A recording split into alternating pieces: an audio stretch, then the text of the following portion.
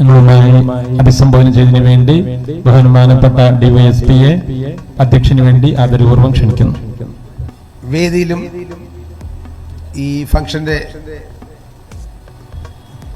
പ്ലേസിലുള്ള മഹത് വ്യക്തികളെ, നാട്ടുകാരെ, ഓരോ സ്ഥലത്തെയും ആളുകളുടെ ജീവിത നിലവാരവും പെരുമാറ്റവും അവിടുത്തെ മൊത്തത്തിലുള്ള സാഹോദര്യവും ഉയർച്ചയുമൊക്കെ തീരുമാനിക്കുന്നത് അല്ലെങ്കിൽ അതിനൊക്കെ വലിയ പങ്ക് വഹിക്കുന്നത് അതാത് സ്ഥാപനങ്ങളിലെ അതാത് സ്ഥലങ്ങളിലെ വിദ്യാഭ്യാസ സ്ഥാപനങ്ങളാണ്. ഇങ്ങനെയുള്ള സ്ഥാപനങ്ങൾ വഴിയാണ് നമ്മുടെ കൊച്ചുകുട്ടികൾ, നാളത്തെ പ്രതീക്ഷകൾ, നമ്മുടെ കാത്തുവയ്ക്കലുകൾ, നമ്മുടെ സ്വപ്നങ്ങൾ വളർന്ന് അക്ഷരങ്ങൾ പഠിച്ച് കാര്യങ്ങൾ മനസ്സിലാക്കി ഈ ലോകത്തിലേക്ക് സമൂഹത്തിന്, രാജ്യത്തിന് തന്നെ, ലോകത്തിന് തന്നെ എന്തെല്ലാം നല്ല ഗുണങ്ങൾ ചെയ്യാൻ കഴിയും എന്നുള്ള ആ ഒരു ലക്ഷ്യത്തോടു കൂടി സ്വന്തം കുടുംബത്തിന് ആദ്യം, അത് കഴിഞ്ഞ് ചുറ്റുപാടുകൾക്ക്, സമൂഹത്തിന്, രാജ്യത്തിന്, ലോകത്തിന് തന്നെ മികച്ച മാതൃകകളാക്കി വളർത്തിയെടുക്കുവാൻ ഇത്തരം സ്ഥാപനങ്ങൾ കൂടിയേ കഴിയുള്ളൂ. അങ്ങനെ കുട്ടികളെ വാർത്തെടുക്കുന്ന ദാറുൽ ഇർഷാദ് അക്കാഡമിയുടെ, ദാറുൽ ഇർഷാദ് ഇസ്ലാമിക് അക്കാഡമിയുടെ 9ാമത് വാർഷിക സമ്മേളനം വളരെയധികം വിപുലമായ പരിപാടികളോടുകൂടി സംഘടിപ്പിക്കുകയും ജനപങ്കാളിത്തത്തോടുകൂടി വിവിധ നാനാ തുറകളിലെ, വിവിധ മേഖലകളിലെ പ്രഗത്ഭന്മാരെ കൊണ്ടുവന്ന് കുട്ടികളെ പരിചയപ്പെടുത്തുകയും ഈ സ്ഥാപനത്തെക്കുറിച്ച് മറ്റുള്ളവർക്ക് അറിയിക്കുകയും ചെയ്ത് സമൂഹത്തിലെ നന്മയ്ക്കായി പ്രവർത്തിക്കാനായി, നന്മ മാത്രം ലക്ഷ്യമിട്ട് ജനങ്ങളെ നല്ല രീതിയിൽ റിഫോം ചെയ്ത് വിദ്യാഭ്യാസം വഴി, അറിവ് വഴി, ഇൽമു വഴി നല്ല മെച്ചപ്പെട്ട മിടുക്കരായ വിദ്യാർത്ഥികളായി മാറ്റുവാനുള്ള ഈ ശ്രമങ്ങൾക്ക് പിന്തുണ കൊടുക്കുന്ന, അല്ലെങ്കിൽ അതിനുവേണ്ടി എല്ലാമായി നിൽക്കുന്ന ഈ പണ്ഡിത ശ്രേഷ്ഠന്മാരെയും നാട്ടുകാരെയും ഇതിനുവേണ്ടി പ്രവർത്തിയെടുക്കുന്ന ഓരോരുത്തരെയും ഞാൻ പ്രത്യേകം അഭിനന്ദിക്കുകയാണ്. നമ്മുടെ സമൂഹം തെറ്റായി, അല്ലെങ്കിൽ നമ്മുടെ സമൂഹം തന്നെ നമ്മളെ ഒരുപക്ഷെ തെറ്റായി അല്ലെങ്കിൽ ഒരു സംശയ കണ്ണോടുകൂടി വീക്ഷിക്കുന്ന അവസരത്തിൽ നമ്മുടെ മതം എന്താണ് പറയുന്നത് എന്ന് മറ്റുള്ളവർക്ക് മനസ്സിലാക്കി കൊടുത്തുകൊണ്ടും, വർഗീയത കാണുന്നവൻ എൻ്റെ മതത്തിൽപ്പെട്ടവനല്ല, വർഗീയത കാണുന്നവൻ എന്നിൽപ്പെട്ടവനല്ല, എൻ്റെ ഗ്രൂപ്പിൽപ്പെട്ടവനല്ല എന്ന് വളരെ വ്യക്തമായി പറഞ്ഞുകൊണ്ടും, എന്റെ മദീന നിങ്ങളോടൊപ്പം, നിങ്ങളെ രാജ്യത്തിനെതിരായി യുദ്ധം ചെയ്താൽ വന്നാൽ പോലും നിങ്ങളെ രാജ്യത്തോടൊപ്പം, നിങ്ങളുടെ മാതൃരാജ്യത്തോടൊപ്പം നിൽക്കണമെന്ന് പറഞ്ഞുകൊണ്ടും, നിന്റെ സാന്നിധ്യം പോലും നിന്റെ അയൽക്കാരന് ഒരു അസ്വസ്ഥ ഉളവാക്കരുത് എന്ന് പറഞ്ഞുകൊണ്ടും, അനാഥ ബാലന്റെ മുന്നിൽ വെച്ച് സ്വന്തം മക്കളെ പോലും, സ്വന്തം മകനെ പോലും താലോലിക്കരുതെന്നും, എല്ലാ വിദ്യാർത്ഥിയും സ്വന്തം മക്കളെ പോലെ കരുതണമെന്നും, അങ്ങനെ നിരവധി സമൂഹത്തിൽ ഏതൊക്കെ വിഷയങ്ങളുണ്ടോ, സമൂഹത്തിൽ ഏതൊക്കെ പ്രശ്നങ്ങളുണ്ടോ, ഏതൊക്കെ അവസരങ്ങളുണ്ടോ, ആ അവസരങ്ങളിലൊക്കെ ഏറ്റവും ഉന്നതമായ രീതിയിൽ ചെയ്യണമെന്ന് നമ്മളെ പഠിപ്പിക്കുകയും ചെയ്യുകയും ചെയ്യണമെന്ന് കാണിച്ചു തരികയും ചെയ്ത ആ ഒരു പാത പിൻപറ്റി നമ്മൾ ദേശത്തോട്, നമ്മൾ മാതൃരാജ്യത്തോട് കൂറുള്ളവരാണെന്നും, വിഘടനവാദവും ഭീകരവാദവും തന്നെ നമുക്ക് പറഞ്ഞിട്ടില്ല, അതൊന്നും തന്നെ നമ്മുടെ മതത്തിൽപ്പെട്ടതല്ല, അതൊന്നും നമ്മുടെ കാര്യത്തിൽപ്പെട്ടതല്ല, തെറ്റിദ്ധരിക്കപ്പെടുകയോ തെറ്റിത്തിരിഞ്ഞു പോവുകയോ ചെയ്തവരുടെ കൂട്ടത്തിൽപ്പെട്ടവരാണ് എന്ന് പറയുകയും പ്രവർത്തിക്കുകയും, നമ്മൾ പ്രവൃത്തിയിലൂടെ തന്നെ നമ്മൾ എന്താണ് പറയുന്നത്, നമ്മുടെ മതത്തിൽ എന്താണ് പറയുന്നത്, നമുക്ക് എന്താണ് കാണിച്ചു തന്നിരിക്കുന്നത്, എന്താണ് ശരിയെന്നും എന്താണ് തെറ്റാണെന്നും വ്യക്തമായി നിർവചിക്കപ്പെട്ടിരിക്കുന്നത്, അതിലൂടെ നമ്മൾ മുന്നോട്ട് പോയി നമ്മുടെ മതത്തിന്റെ, നമ്മുടെ ആൾക്കാരുടെ, നമ്മുടെ സമൂഹത്തിന്റെ മൊത്തം കെട്ടുറപ്പായി കാവലാൾക്കാരായി മുന്നിൽ നിന്ന് നമ്മുടെ പ്രാധാന്യം, നമ്മുടെ തെളിവ്, നമ്മുടെ കഴിവ് തെളിയിക്കേണ്ട ഒരു അവസരം കൂടിയാണ്. അതിലെല്ലാവരും തന്നെ മുന്നിട്ടിറങ്ങണമെന്നും, അതിലെ തന്നെ നമ്മൾ വിജയം നേടുമെന്നും, തെറ്റിദ്ധരിക്കപ്പെടുന്നതും അപവാദം പറയലും തെറ്റായി പറയുന്നതും കളവ് പറയുന്നതെന്നും തന്നെ തെറ്റും ശരിയും കൂടി ഒരുമിച്ച് വീട്ടിൽ നിന്ന് ഇറങ്ങും. ഏകദേശം പകുതിയോളം ദൂരം അല്ലെങ്കിൽ മുക്കാൽ ഭാഗത്തോളം കളവ്, തെറ്റ്, അന്യായം ആയിരിക്കും മുന്നോട്ട് പോകുന്നത്. വളരെ മുന്നിലായിരിക്കും തെറ്റ്, കളവ്, അന്യായമൊക്കെ. പക്ഷെ ഫിനിഷ് ചെയ്യുന്നത്, പൂർണ്ണതയിലെത്തുന്നത്, വിജയത്തിലെത്തുന്നത്, സംതൃപ്തിയിലെത്തുന്നത് സത്യം മാത്രമാണ്.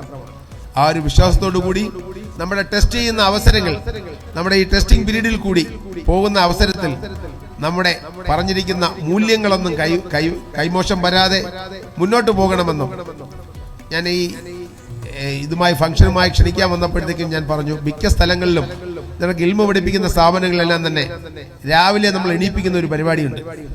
4 മണിക്കും 5 മണിക്കും എണീറ്റേ പറ്റുള്ളൂ. അപ്പൊ കുട്ടികളെ രാവിലെ എണീക്കുന്നതാണ്. നമുക്ക് തന്നെ അറിയാം, നമ്മളെ വീട്ടിലെ കൊച്ചു കുഞ്ഞുങ്ങൾ തന്നെ രാവിലെ 5 മണിക്കും 6 മണിക്കും വിളിക്കുമ്പോൾ തന്നെ അവർ വളരെയധികം ബുദ്ധിമുട്ടിയാണ് എണീക്കുന്നത്.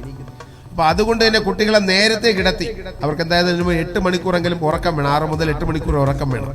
അപ്പൊ കുട്ടികൾ നേരത്തെ കിടന്ന് നമുക്ക് തന്നെ രാവിലെ നമ്മൾ എവിടെയെങ്കിലും നേരത്തെ എണീച്ച് വീട്ടിൽ പോകണമെങ്കിൽ നമ്മൾ നേരത്തെ കിടക്കും. രാവിലെ ഏതെങ്കിലും വീട്ടിൽ പോകാനോ ഏതെങ്കിലും സ്ഥലങ്ങളിലേക്ക് സന്ദർശിക്കാനുണ്ടെങ്കിലോ നമ്മൾ നേരത്തെ കിടക്കണമെന്ന് പറഞ്ഞതുപോലെ കുട്ടികളുടെ ആ ഒരു ഭക്ഷണക്രമവും ഉറങ്ങുന്ന സമയവും ക്രമീകരിച്ച് കുട്ടികളെ നേരത്തെ തന്നെ ഉറക്കി. അപ്പം നേരത്തെ 10 മണിക്ക് കിടന്നാൽ കുട്ടികൾ നോർമലി രാവിലെ പ്രഭാത കൃത്യങ്ങൾ ചെയ്യാനോ ഉറക്കം തീർന്നോ നോർമലി അവർ എണീക്കും. അപ്പൊ നമ്മൾ വിളിക്കുമ്പോൾ അല്ലെങ്കിൽ ഒരു ജസ്റ്റ് ഒരു ബെല്ല് കൊടുത്താൽ തന്നെ എല്ലാവർക്കും ഉറക്കത്തിൽ നിന്ന് ഉറങ്ങി ക്ഷീണം മാറ്റി വരാൻ കഴിയും.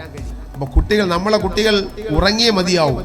ഉണർന്നിരിക്കാനായി, ഓജസ്സോടെ ഉണർന്നിരിക്കാനായി, പകൽ നല്ല രീതിയിൽ പഠിക്കാനായി, വിദ്യാഭ്യാസം 2 രീതിയിലുള്ള വിദ്യാഭ്യാസവും നല്ല രീതിയിൽ പൂർണ്ണ മനസ്സോടുകൂടി ഊർജ്ജസ്വലരായിരുന്ന് അത് പഠിക്കുവാനും അത് മനസ്സിലിരുത്തുവാനും വിജയങ്ങളിൽ നിന്ന് വിജയങ്ങളിലേക്ക് പോകുവാനായി കുട്ടികളെ ഭക്ഷണക്രമങ്ങൾ ക്രമീകരിച്ച് നേരത്തെ തന്നെ കിടത്തി ഉറക്കി രാവിലെ തന്നെ വിളിക്കാനും, അങ്ങനെ ആവുമ്പോൾ കുട്ടികളൊന്നും തന്നെ ഈ ഒരു ബുദ്ധിമുട്ടുകളിൽ നിന്ന് രക്ഷപ്പെടാനോ ചിലപ്പോൾ ചില സ്ഥലങ്ങളിലൊക്കെ കുട്ടികൾ ഇറങ്ങിപ്പോകുന്ന അല്ലെങ്കിൽ മതിയാക്കി പോകുന്ന അവസരങ്ങളൊക്കെ ഉണ്ടാവും. അപ്പൊ അതൊക്കെ ഒഴിവാക്കി പോകണമെന്നും ഓരോ അധ്യാപകനും ചില വീഡിയോകളിലും കണ്ടു കാണും. അത് ഏത് അധ്യാപകനായിരുന്നാലും ശരി, കുട്ടികളെ ചൂരലുകൊണ്ട് അടിക്കുക അല്ലെങ്കിൽ വാക്കുകളുകൊണ്ട് ഇത് ചെയ്യുക, അങ്ങനെയുള്ള കാര്യങ്ങൾ ഉണ്ടാവാതെ സ്വന്തം കുട്ടിയെ പോലെ, അതായത് ഒരു അധ്യാപകൻ അല്ലെങ്കിൽ ഒരു ഉസ്താദ് സ്വന്തം മകനെ പോലെ ആയിരിക്കണം കുട്ടികളെ അല്ലെങ്കിൽ അദ്ദേഹത്തിന്റെ ക്ലാസ്സിലുള്ള എല്ലാവരെയും കാണേണ്ടത്.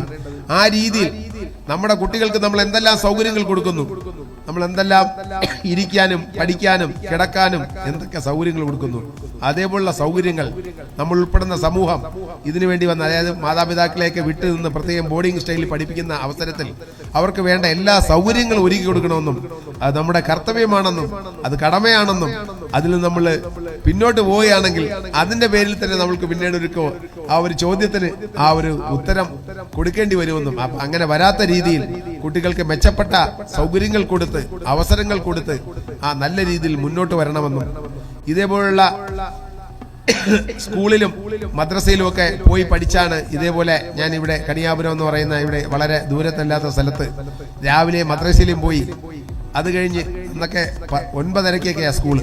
അപ്പൊ രാവിലെ സുബഹി നമസ്കരിച്ചിട്ട് ഉസ്താദ് വരും, ഞങ്ങളും അത് കഴിഞ്ഞിട്ട് ക്ലാസ്സിലേക്ക് പോകും. രാവിലെ തന്നെ ലൈറ്റ് ഇട്ട മദ്രസ തുടങ്ങുന്നതൊക്കെയാണ്. അവിടെ കണിയാപുരം 1-2 മദ്രസകളുണ്ട്. ഹയാത്തുൽ ഇസ്ലാം മുതൽ നിബ്രാസുൽ ഇസ്ലാം വരെ 3 മദ്രസകളുണ്ട്. അപ്പോൾ അങ്ങനെയുള്ള മദ്രസകളിൽ പോയി 2 രീതിയിലുള്ള പഠനവും, അതായത് നമ്മുടെ ആത്മീയമായ ശുദ്ധിയും കൂടി, അല്ലെ വെറുതെ ഇവിടുത്തെ ഭൗതിക വിദ്യാഭ്യാസം കൊണ്ട് മാത്രം കാര്യമില്ല. ഒരു മനുഷ്യനെ നല്ല രീതിയിൽ റിഫോം ചെയ്യാൻ, നല്ല രീതിയിൽ രൂപപ്പെടുത്തി എടുക്കാൻ ഇപ്പോൾ നമുക്ക് അതാണ് കൈമോശം വന്നിരിക്കുന്നത്. പഠിച്ച് വലിയ വിവരം വെച്ച് ഡോക്ടറും എഞ്ചിനീയറും പ്രൊഫസറും ഒക്കെ ആയെങ്കിലും മാതാവിനെ നോക്കാൻ, പിതാവിനെ നോക്കാൻ, കൂടപ്പിറപ്പുകളെ നോക്കാൻ, സമൂഹത്തെ നോക്കാൻ ആ രീതിയിലുള്ള അടുത്ത് നിൽക്കുന്ന മനുഷ്യനെ കാണാതെ, അടുത്ത് നിൽക്കുന്ന സഹോദരനെ കാണാതെ അദൃശ്യനായ ദൈവത്തെ, അദൃശ്യനായ സർവശക്തനെ നോക്കാനായി നമ്മൾ അല്ലെങ്കിൽ കാണാനായി അദ്ദേഹത്തിന് ആഗ്രഹം കിട്ടായി ശ്രമിച്ചിട്ട് കാര്യമില്ല എന്നുള്ള കാര്യം മനസ്സിലാക്കി സഹാനുഭൂതിയോടുകൂടി സഹവർത്തിത്വത്തോടുകൂടി എല്ലാവർക്കും ഒരുമിച്ച് ഒരു കൂട്ടായി മുന്നേറാനുള്ള ഒരു ശ്രമങ്ങൾ, അതിനുള്ള മനസ്സ് ഉള്ള രീതിയിൽ കൊച്ചുകളെ രൂപപ്പെടുത്തിയെടുക്കാനും ഇവിടെ നിന്ന് ഡോക്ടറേറ്റ് പോലെ കിട്ടിയതുപോലെ 2 വിദ്യാഭ്യാസവും എല്ലാ രീതിയിലുള്ള വിദ്യാഭ്യാസവും നമുക്ക് വഴങ്ങും. അപ്പൊ നല്ലൊരു മനുഷ്യനായി സമൂഹത്തിനും കുടുംബത്തിനും രാജ്യത്തിനും ലോകത്തിനും നല്ല മാതൃക കാണിക്കുന്ന ഉത്തമ പുരുഷന്മാരായി അല്ലെങ്കിൽ ഉത്തമ വ്യക്തിത്വങ്ങളായി വളർന്നു വരാൻ ഇത്തരത്തിലുള്ള സ്ഥാപനങ്ങൾ വളരെയധികം സഹായിക്കുമെന്നും ഇനി വളരെയധികം കാര്യങ്ങൾ അല്ലെങ്കിൽ വളരെയധികം കാര്യങ്ങളിലേക്ക് വളരെയധികം ഇനിയും കൂടുതൽ നന്നാവേണ്ടതുണ്ടെന്നും മെച്ചപ്പെടേണ്ടതുണ്ടെന്നുള്ള ആ വെല്ലുവിളികൾ കൂടി മനസ്സിലാക്കി നല്ല രീതിയിൽ കുട്ടികളെ വാർത്തെടുക്കുവാനും അതുവഴി നല്ലൊരു സമൂഹത്തിനെ, നല്ലൊരു ഇന്ത്യയെ, നല്ലൊരു ലോകത്തിന് വേണ്ടിയിട്ട് നമുക്ക് പ്രവർത്തിക്കാൻ കഴിയുമെന്ന വിശ്വാസത്തോടുകൂടിയും ഇവിടെ എന്നെ ഈ ഫംഗ്ഷനിലേക്ക് കഴിഞ്ഞ ദിവസം ഫംഗ്ഷനിൽ വിളിച്ചിരുന്നു. അത് ഇന്നലെ നമുക്ക് പോലീസിന് പ്രയോറിറ്റി ജോബാണ്. എന്താണോ ആദ്യം ഏറ്റവും വേളം നടക്കുന്ന അല്ലെങ്കിൽ ഏറ്റവും വലിയ ഇമ്പോർട്ടൻസ് ഉള്ളത് അതിലേക്കാണ് പോവേണ്ടത്. അപ്പോൾ ഇന്നലെ ക്ഷണിച്ചപ്പോഴത്തേക്കും ഇന്നലെ എത്താൻ കഴിഞ്ഞില്ല. അതിനുള്ള ക്ഷമാപണം കൂടി പറയുന്നു. അതുകൊണ്ടാണ് ഇന്ന് എന്തായിരുന്നാലും ഉറപ്പായും എത്തുമെന്ന് പറഞ്ഞത്. കഴിഞ്ഞ ഇതേപോലുള്ള വാർഷികത്തിനും കഴിഞ്ഞ ഇതേപോലുള്ള ഫംഗ്ഷനും വന്നിരുന്നു. അപ്പോൾ ഇങ്ങനെയുള്ള സ്ഥാപനങ്ങൾ നമ്മളെപ്പോഴും പറയും, ദുആ കൊണ്ട് മാറ്റാത്ത അല്ലെങ്കിൽ ദുആ കൊണ്ട് ചേഞ്ച് ചെയ്യാത്ത അല്ലെങ്കിൽ ദുആ കൊണ്ട് നമുക്ക് അനുസരിക്കാത്ത, നമുക്ക് വഴങ്ങാത്ത, നമുക്ക് കിട്ടാത്ത ഒന്നും തന്നെ ഇല്ല. ദുആ കൊണ്ട് എന്തെങ്കിലും കിട്ടിയില്ല എങ്കിൽ അതിൽ നിന്നും വലുതായ, അതിൽ നിന്നും നല്ലതായ, അതിന് ഹയറായ വേറെ എന്തോ കാര്യങ്ങൾ വരാനുണ്ടെന്ന് പറഞ്ഞതുകൊണ്ടും ഈ ഇരിക്കുന്ന ഉദ്യോഗസ്ഥ ഉസ്താദന്മാരോടും ഈ ഇരിക്കുന്ന മുത്തല്ലിം കുട്ടികളോടും എന്നെയും നമ്മുടെ കുടുംബത്തെയും സമൂഹത്തെയും കൂടി നിങ്ങൾ ദുആയിൽ പങ്കെടുപ്പിക്കുന്ന ദുആവസ്യത്തോടു കൂടിയും വിളിച്ചതിന് പ്രത്യേകം നന്ദി പറഞ്ഞുകൊണ്ടും നിർത്തുന്നു. ജയ് ഹിന്ദ്.